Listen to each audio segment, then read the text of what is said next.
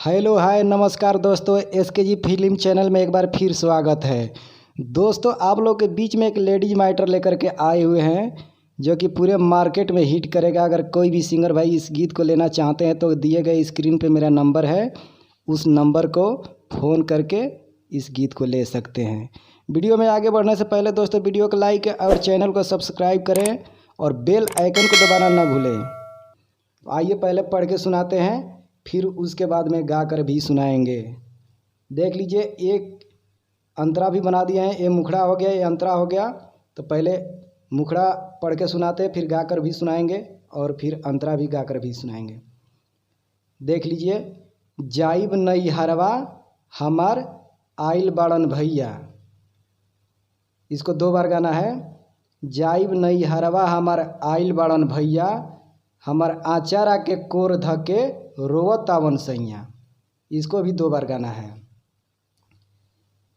और अंतरा है, कहेलन कि जइह जनी हमारा के छोड़ के, कबहू भूलइह जनी सनेहिया के डोर के, मोह बड़ी लागे उनकर देख के रोवैया, हमारे आचारा के कोर धके रोवत आवे सैया।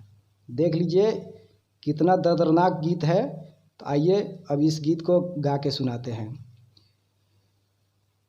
जाइब नई हरवा हमार आइल बाड़न भैया हो, जाइब नई हरवा हमार आइल बाड़न भैया, हमारे आचारा के कोर धके रोवतावन सैया, हमारे आचारा के कोर धके रोवतावन सैया, हमारे आचारा के कोर धके। ये था मुखड़ा।